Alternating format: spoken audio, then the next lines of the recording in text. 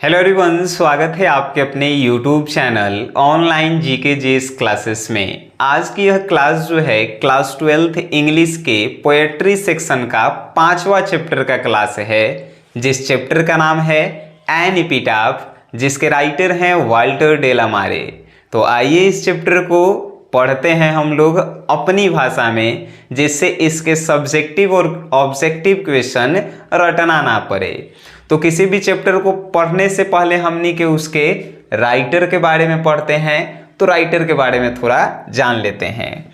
Chapter का नाम आप ऑलरेडी जान रहे हैं कि चैप्टर का नाम क्या है, एन एपिटाफ।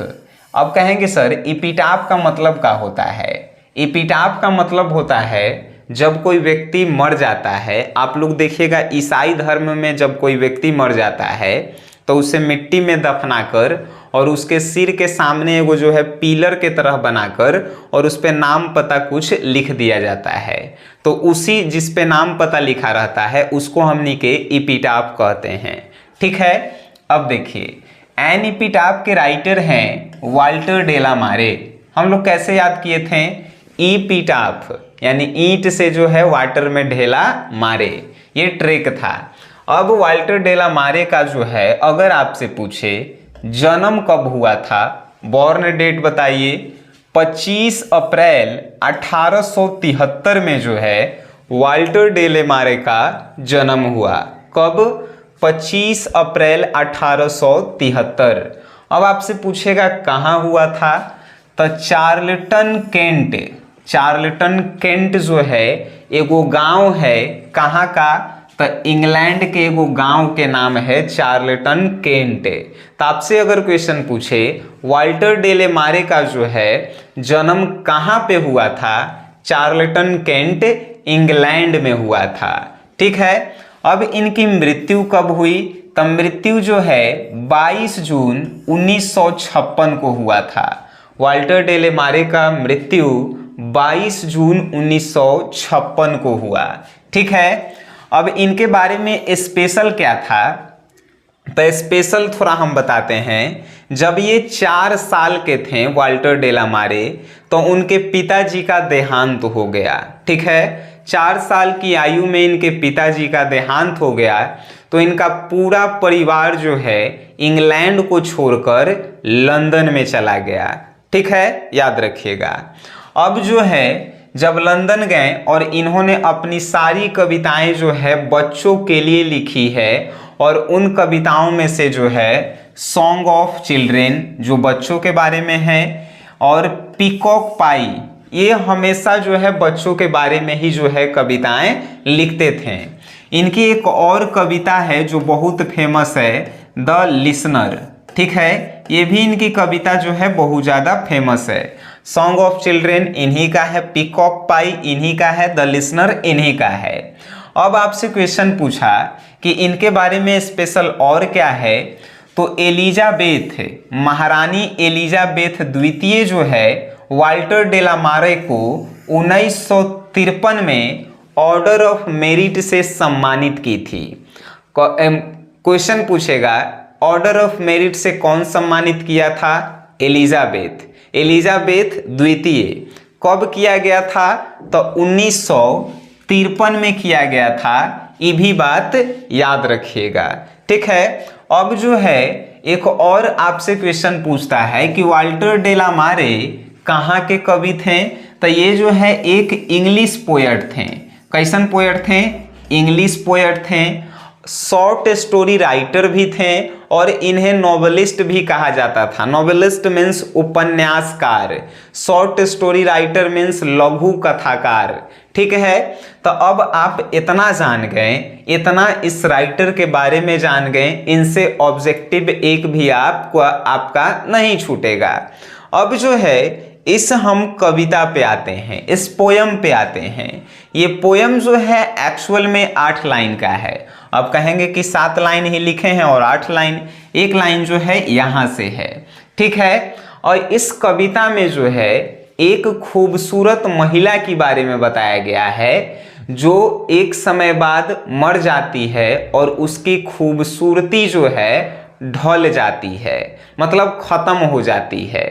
तो कोई भी महिला अगर खूबसूरती पे घमंड कर रही है तो उनको ये कविता जो है जरूर पढ़ के सुनाइए। ठीक है, आइए हम आपको सुनाते हैं। देखिए पहली line, here lies a most beautiful lady, यानी कि लेखक जो है उसके कब्र के यहाँ जाकर जब उसकी मृत्यु हो गई है तो उसको मिट्टी में दफना दिया गया है, वहां पे जाके लेखक खड़ा है और कह रहा है here lies a most beautiful lady, यानी कि यहाँ एक बहुत सुंदर महिला जो है लेटी हुई है। क्या कह रहा है? जो कब्र में लेटी हुई है उसके बारे में लेखक कह रहा है here lies a most beautiful lady, यहाँ एक बहुत सुंदर महिला लेटी हुई है। Light of step and heart was she, वो बहुत ही चंचल थी। चंचल मतलब कि यहाँ वहाँ घूमते रहती थी। एंड हॉट वाज सी, और दिल की बहुत अच्छी थी। वह महिला बहुत ही चंचल थी और दिल की बहुत अच्छी थी। I think she was the most beautiful lady, और लेखक कह रहा है कि मेरे अनुसार वह सबसे सुंदर महिला थी। मेरे अनुसार वह सबसे सुंदर महिला थी। That ever was in the west country, पश्चिमी देशों में वह सबसे सुंदर महिला थी। किसके अनुसार? लेखक के अनुसार। ये दोनों लाइन के तनी अर्थ समझिए क्या कह रहा है। I think she was the most beautiful lady that ever was in the west country, यानी कि वेस्ट कंट्री के पश्चिमी देशों में लेखक के अनुसार सबसे सुंदर महिला थी जो मर गई। इससे सुंदर कोई महिला जन्मे नहीं ली। कहाँ? तो वेस्ट कंट्री में, लेखक कह रहा है। बट ब्यूटी वानिसेस, लेकिन सुंदरता जो है धीरे धीरे खत्म होता है। ब्यूटी पासेस, और एक दिन बहुत ज्यादा जो है खत्म हो जाता है। कितनों आप सुंदर रहिए, एक ना एक दिन जो है सुंदरता आपका ढलेगा, धीरे धीरे कम होगा, और एक ऐसा दिन आएगा जिस दिन सुंदरता खत्म हो जाएगा। However rare it be, आप कितना भी सुंदर क्यों ना है, वो सुंदरता एक दिन खत्म होगा।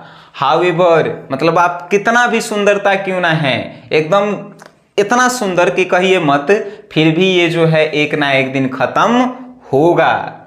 And when I crumble who will remember, लेखक कह रहा है कि और जब मैं मर जाऊंगा। लेखक यहाँ पे ई लाइन का कहने का मतलब है, लेखक कह रहा है व्हेन आई क्रम्बल, कि और जब मैं मर जाऊंगा, हु रिमेंबर, उसे कौन याद रखेगा। लेखक कह रहा है कि अभी तो हम जिंदा हैं तो उसके कब्र के यहाँ आके हम याद रखे हुए हैं कि एगो सुंदर महिला थी, लेकिन लेखक कह रहा है कि जब हम मर जाएंगे तब उस महिला को कौन याद रखेगा। This lady of the west country, कि एगो जो है वेस्ट कंट्री में, पश्चिमी देशों में सुंदर एगो महिला भी थी, इसे कौन याद रखेगा जब मैं मर जाऊंगा। ठीक है, अब यही था। इसमें जो है लेखक एक महिला के बारे में कह रहा है कि बहुत सुंदर थी, पूरे वेस्ट कंट्री में बहुत सुंदर महिला थी, लेकिन मर जाने के बाद जो है उसका अस्तित्व खत्म हो गया, उसकी सुंदरता खत्म हो गई और उसे अब कोई याद भी नहीं रखा है। ठीक है, तो इसीलिए सुंदरता पे घमंड नहीं करना चाहिए। आपको जो है ये पूरी कविता हमने अपनी भाषा में समझाया।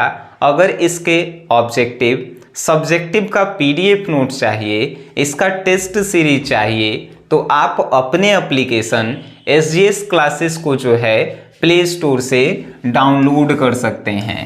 एसजीएस क्लासेस जब आप डाउनलोड करेंगे तो आपको पता चलेगा कि कितना सस्ता में कितना सब कुछ जो है आपको दिया जाता है।